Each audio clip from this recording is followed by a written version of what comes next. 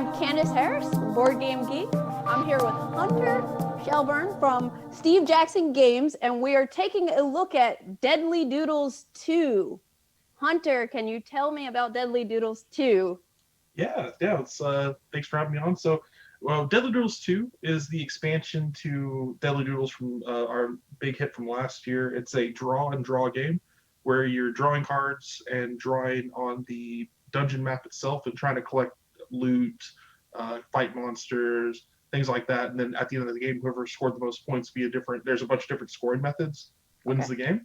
Deadly Doodles just had the one map where you drew on the one map and everything took place on that one map. This one adds to it. So there's some dice in there too. This one adds 6 new maps. As a few of them have some new scoring mechanisms. Each one pretty much progressively adds a new way to score points. In addition, it also adds the D6 mechanic, which that's part of the new mechanics that go into it. And it has an extra card that you can throw in the deck that kind of, or one of the expansions does. There are little mini expansions that come with it as well. It just adds a lot more content to the game. They're all dry erase maps there, as you can see on screen there. So we got some mixture of components on the table there. I can actually walk through a quick game of it. It takes like 15 minutes or so to play. It's really not hard at all. That would be awesome. Awesome, yeah. The cool thing is you can kind of play it remotely. So via like what we're doing on Zoom or something like that, you can always do it. We've been streaming a lot of it. So what we'll do is we'll take map number 1 from Deadly Doodles 2. It'll look like this if you can see it on my screen. This little map here. It'll say map number 1 in the top left. That's it right there. Or actually, is it? No, that's not it. Sorry. Is it? Yeah, that is the right map. That is it. Cool. Looks like it. So if you look on the map here, and you might be able to see it from the overhead, but I'll kind of hold it up to the camera. Sorry, my lighting's a little bit rough here. But oh, perfect. That's way better. So on the map, what you got is a few different icons that do different things. The bags of gold are loot, and pretty much anything you cross over with a line will be drawing routes through the dungeon itself. Anything you cross over, you'll essentially score that, either good or bad. So if you cross a line over loot, you'll at the end of the game, each loot bag is worth 2 points. If you cross a line over any of those axes, those are weapons, and those are each worth 1 point. You notice the weapons actually have letters that match up. Those match up with monsters. So monsters are actually worth negative points unless you have the matching weapon. So if you cross over like the E axe and the E monster, the monster's worth positive points instead of negative points. And then the dragon in the middle there, kind of middle-ish, that'll actually double the score for all of your loot. So there's a few different ways to score points in the game. As you can see, like getting weapons, getting loot, getting the dragon kind of doubles your score a bit, things like that. You also get bonus points for certain things, like you'll get bonus points for using less entrances. You'll notice on the side of the map, there's little arrows around the outside of it. Those are spots where you can actually start your route. You can't just start anywhere. You either have to start from an arrow or start by building off of something you've already drawn. Okay. So the way it starts is we would actually, on the deck of cards there, you actually draw 4 cards. So we got 4 already laid out. Why don't we just do those? Sure. And you can start anywhere on the map. You just have to start at an entrance arrow. And you can just pretty much draw from any entrance. You draw from diamond to diamond. The only thing you can't do is you can't cross a previously drawn line, and you can't draw it straight into a wall. So like I couldn't draw a straight line into that black box or into like one of the wall segments there. But yeah, you just choose a spot to come in and you draw all 4 routes. You don't have to draw all 4, but you'd get negative points if you don't, so you probably want to draw all 4. Okay. So I'm gonna do this. I'll try to get one right off the bat and see what happens. Nikki, you look like a pro. I'm assuming you've played this before. Nope, I have not. I'm really? not a pro. I've already messed up, I think. I guess I could do that. Okay.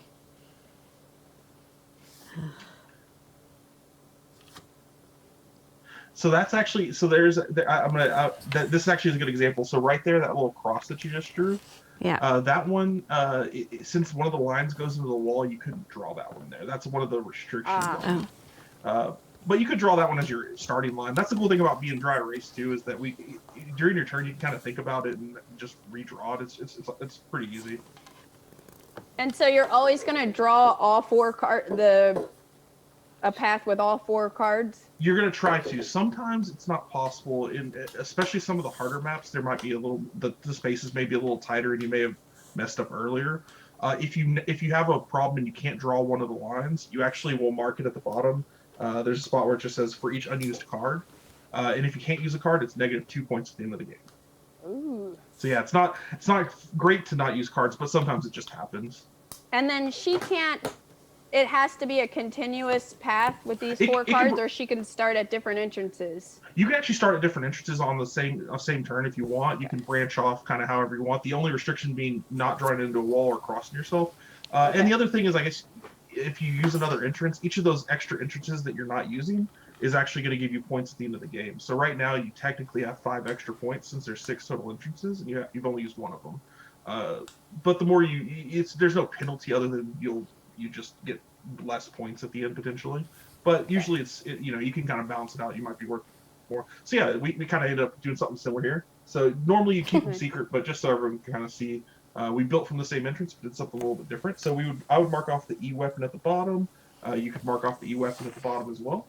And then we pretty much do the same thing. We just we would move those cards aside and draw 4 new cards. And I mark off the monster, not the weapon. There we go. And you do it 7 times essentially. So we would just draw 4 cards 7 times. Sometimes you might have more because there's a draw. Yep, there you go, draw 2 cards. So we would just draw 2 instead of that card, and we'd have 5 cards to work with this turn. Okay. So I'm gonna try. Let's see if I can get that E monster. I don't know if I can with the cards we got, but I might be able to.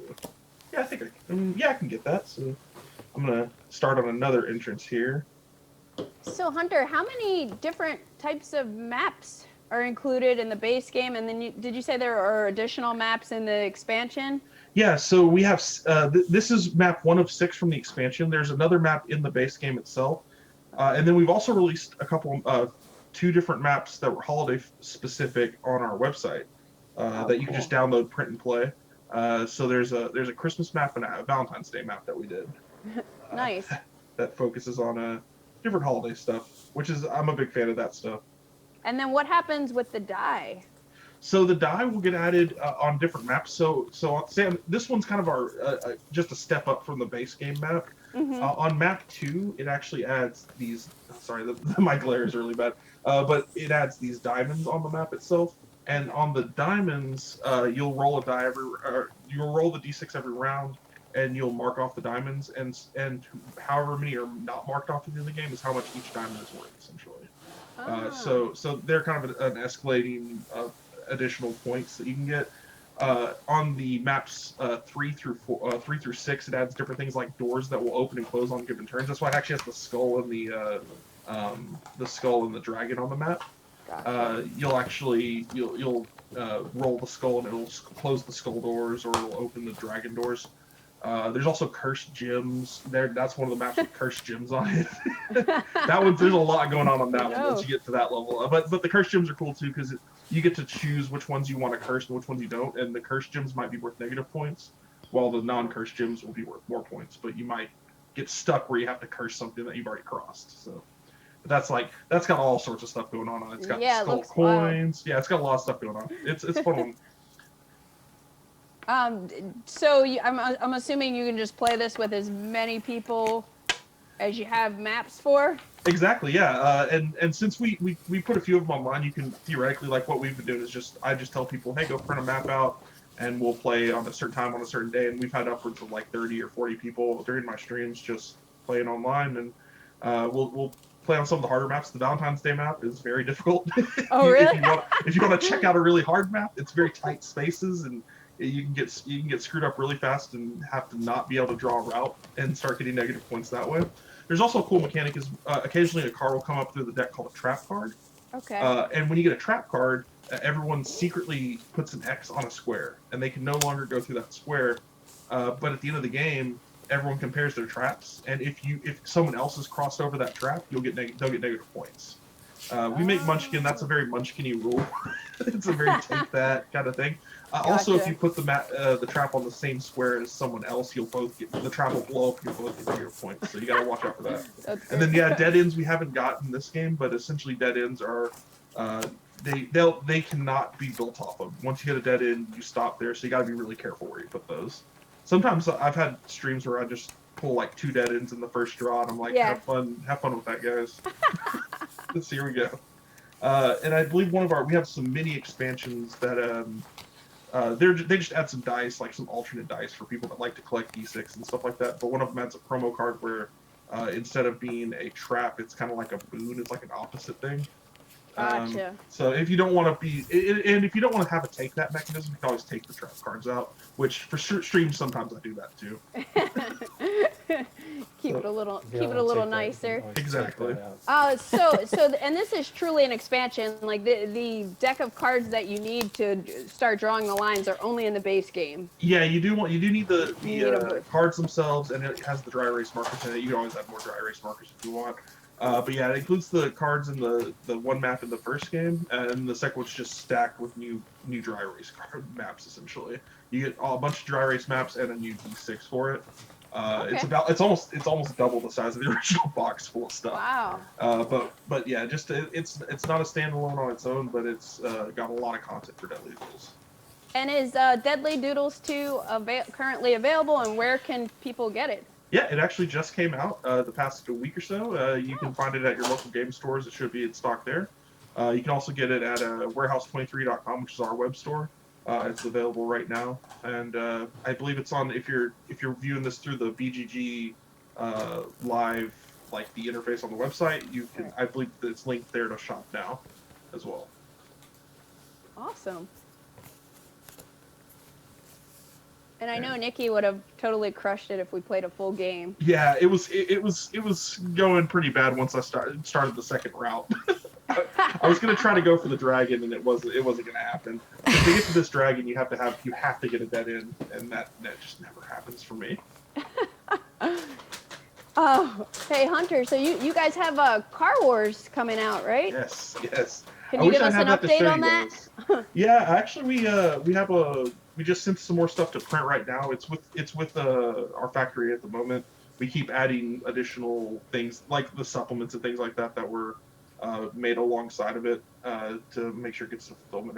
Everybody, hopefully within schedule. Everything seems to be in schedule right now. So no negative updates at the moment or anything like that.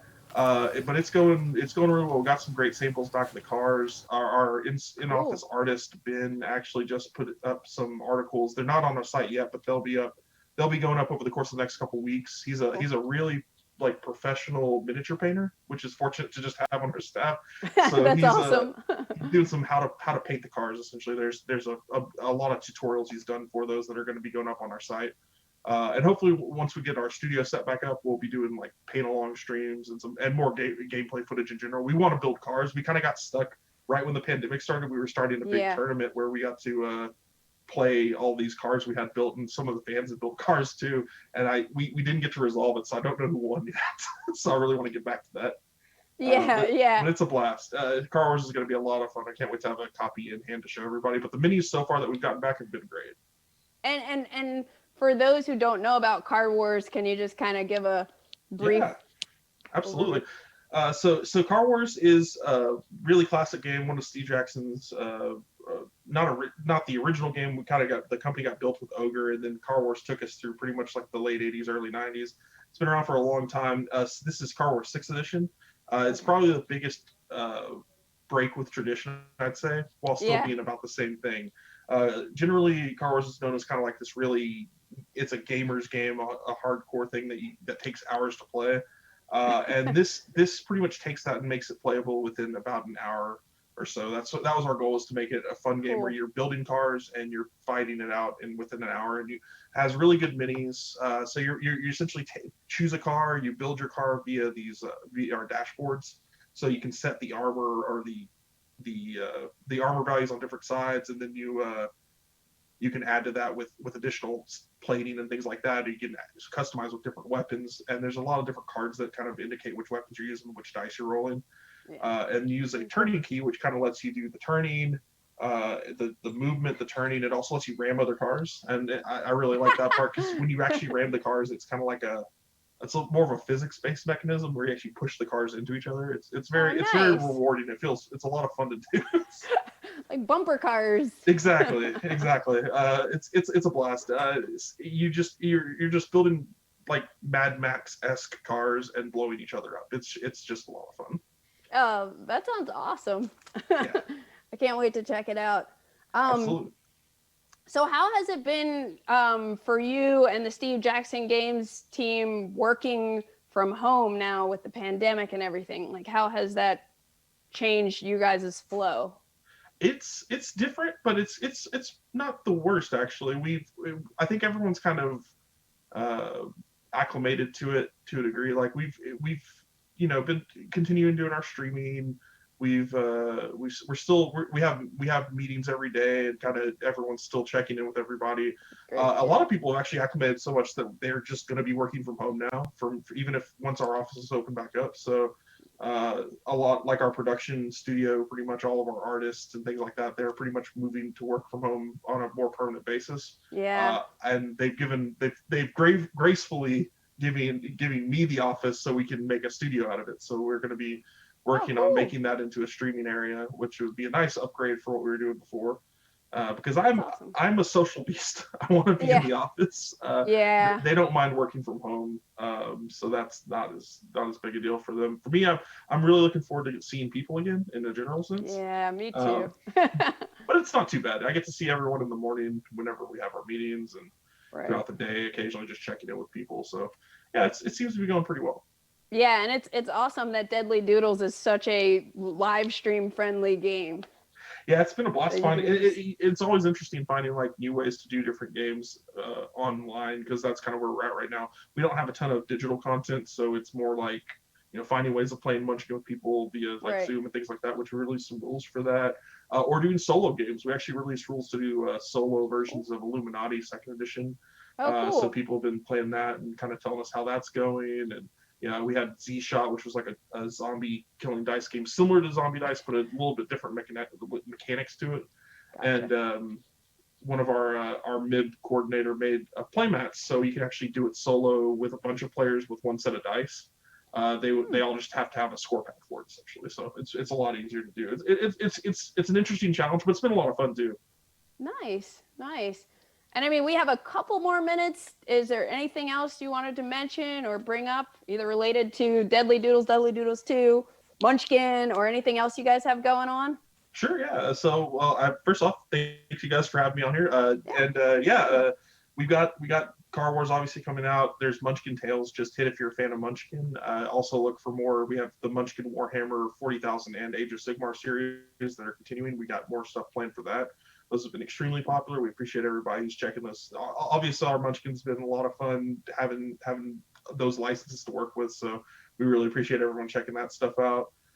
We've got obviously Simon just released their the Munchkin Dungeon, which is like a miniatures focused version of Munchkin with some obviously new gameplay, not Munchkin itself, but a lot of fun if you want to check that out. So all sorts of SJ Games Munchkin stuff going on. Plus we have another Kickstarter launching on Monday for some more RPG related stuff with our fantasy trip line, which is really close to Steve's heart. It's his original RPG before GURPS, and we get to keep making content for that in cool ways, like releasing zines with additional content, or this one will have an adventure and a zine, so that'll be a lot of fun. Awesome. Sounds like you guys are staying busy. Yeah, trying to. Well, thanks, Hunter. Thanks for showing us Deadly Doodles 2 and Deadly Doodles also, because I had never played it. Looking forward to meeting you one day at a convention. Yes, bring them back, please. We're excited. 2021. Right.